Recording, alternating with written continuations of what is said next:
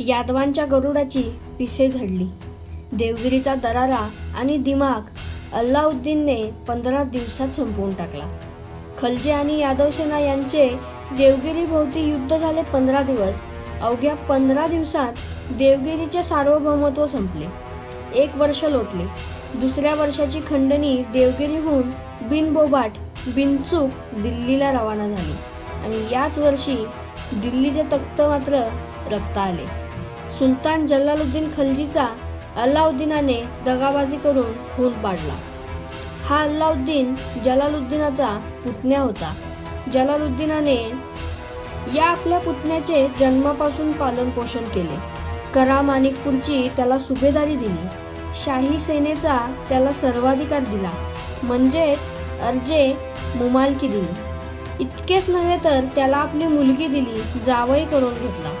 त्यानेच आपल्या काकाचा उर्फ सासऱ्याचा सहज खून पाडला आणि स्वतः सुलतान बनला. यानंतर 3ऱ्या वर्षीचा खंडणीचा लोट देवगिरीहून दिल्लीकडे निमूटपणे वाहत गेला, वाहत्या जखमेसारखा. तेवढ्यात महाराष्ट्राला आणखी एक मुखी जखम झाली. ती म्हणजे कार्तिक शुद्ध एकादशी या दिवशी पंढरपुरात दिंड्या पताकांची दाटी झाली. त्याच ईश्वरनिष्ठांच्या मांदियाळीत आळंदीची ती 4 भावंडे होतीच. श्री ज्ञानेशांनी पांडुरंगाचे दर्शन घेतले. हे अखेरचे दर्शन, ही अखेरची मिठी श्रीचरणी घालताना ज्ञानेशांनी म्हटले, देवा, मी आता समाधी घेणार, आज्ञा द्या, आशीर्वाद द्या. विनेच्या तारा थरारल्या. ज्ञानेश्वर समाधी घेणार? वयाच्या अवघ्या 22व्या वर्षी? होय. चंद्रभागा शहारली, वाळवंट विरघळले, जिवंत समाधी. अवघी संत मंडळी भोवती होती. टाळ मृदुंगाचा कल्लोळ एका निमिषात थांबावा तसे ते स्तब्ध झाले. वासरांसारखे व्याकुळले. एवढा लळा लावून ज्ञानेश जाणार? निघालेच. त्यांची पावले आळंदीकडे वळली. मागोमाग कळवळलेले संत मंडळी निघाले. इंद्रायणी सर्वजण आळंदीस येऊन पोहोचले. बुधवार दिनांक 24 ऑक्टोबर 1296.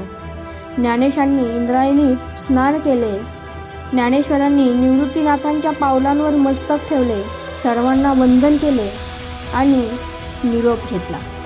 ज्ञानेश्वरांच्या मागोमाग 8 महिन्यांच्या आत बाकीची 3ही भावंडे परब्रह्मात विलीन झाली आणि दिल्लीत एका नव्या मोहिमेची टोलेजंग तयारी अल्लाउद्दीनाने सुरू केली.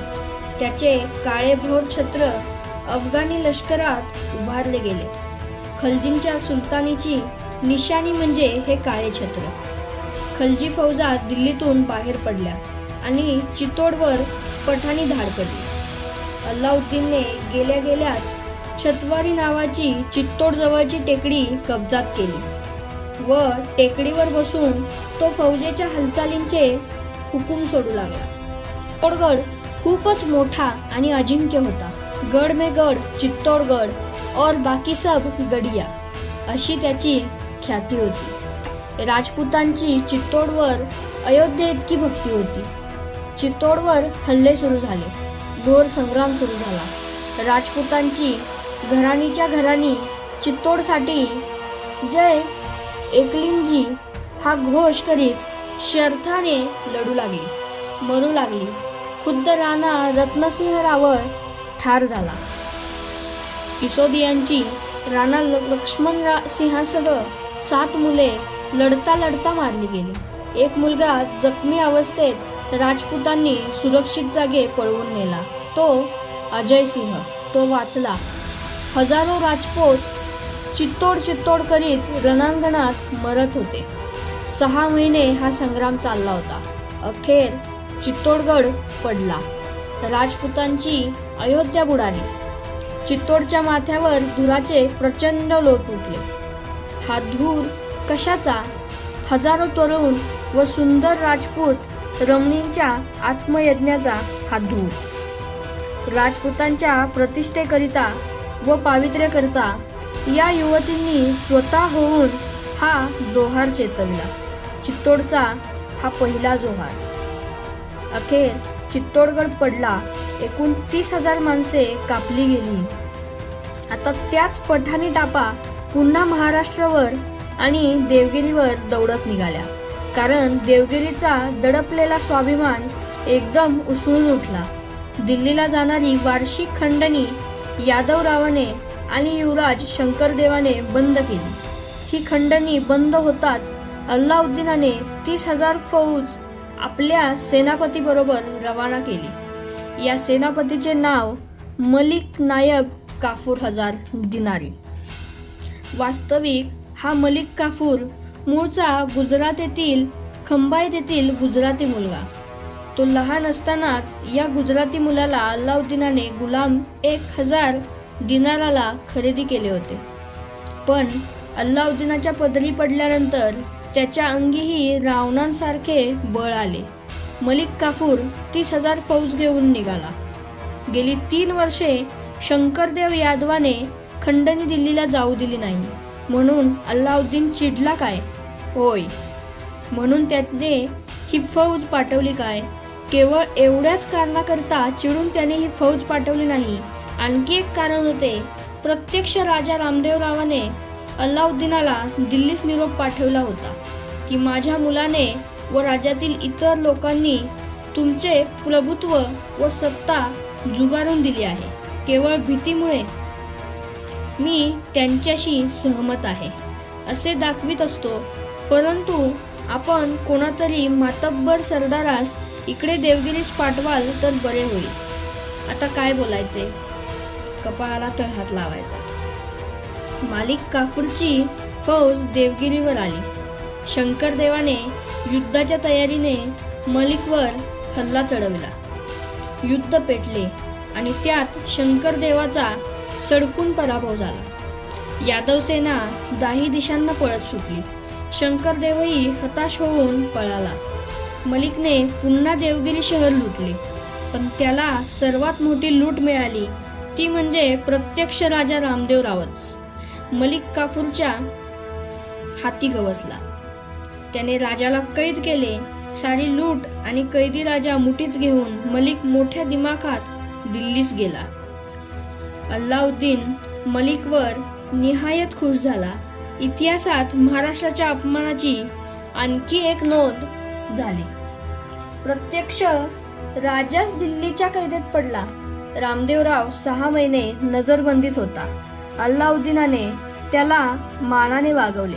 शेवटी त्याने रामदेवरावास रायरायन अशी पदवी बहाल केली. 1,00,000 टंक आणि नवसारी परगाना त्याने राजास जहागीर दिला. वार्षिक खंडणी न चुकता दिल्लीस पाठवीन अशी रामदेवरावाने खलजीस कबुली दिली.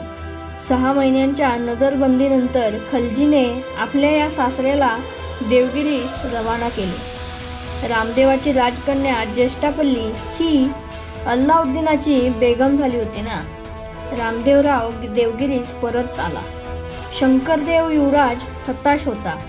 खंडणीचा ओघ परत दिल्लीकडे सुरू झाला.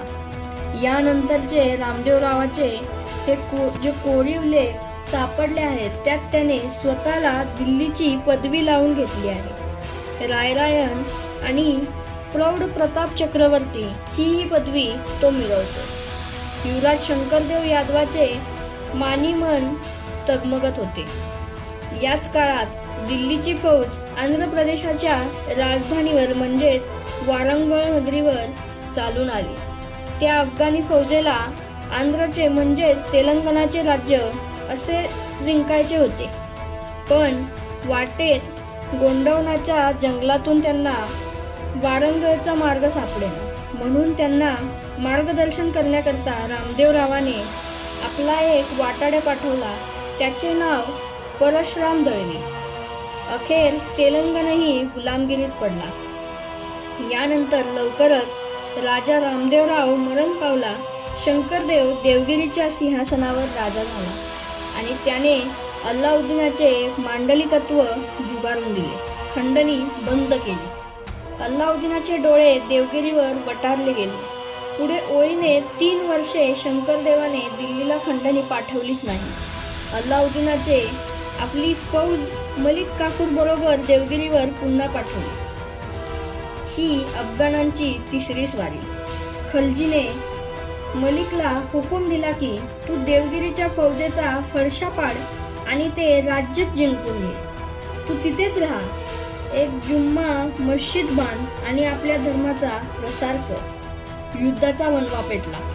शंकरदेव मराठ्यांच्या क्षात्र धर्माचा शोभेसा लढत होता. रणांगण वणव्यासारखे भडकत होते, मुंडकी उडत होती, रक्त खळाळत होते आणि घात झाला. महाराष्ट्राच्या वरमी घाव बसला. शंकरदेव ठार झाला. मलिक काफूरने त्याला मारले. महाप्रलय उडाला. पृथ्वी आकरुंडू लागली. शेष डळमळला. कत्तल सुरू झाली. देवगिरीवर मलिक चढला. महाराष्ट्राच्या वैभवाचा, स्वातंत्र्याचा, सद्धर्माचा, सुसंस्कृतीचा, दराऱ्याचा तो गरुड ध्वज कडाडून मोडून पडला. पंख तुटले, मुंडके उडाले, सोन्याचे सिंहासन कोलमडले, आग उसळली, मंदिरे फुटली, राजप्रसादातील अपरंपार संपत्ती फरफटत बाहेर आली. आसूड कडाडले. अत्याचारांच्या लाटा उंच उंच चढू लागल्या. रक्ताचे तुषार उडू लागले. लाटा चौफेर फेसाळून देवगिरीला घेरून पोटात ओढू लागल्या. स्वातंत्र्याचा शेवटचा आक्रोश उठला, कणा मोडला आणि महाराष्ट्राची सोन्याची द्वारका बुडाली. राजा, राजसिंहासन, राजसभा, छत्र, सैन्य, सेनापती आणि गरुड ध्वजासह महाराष्ट्राची सोन्याची द्वारका बुडाली. देवगिरी बुडाली. उरले फक्त आक्रोश आणि बुडबुडे.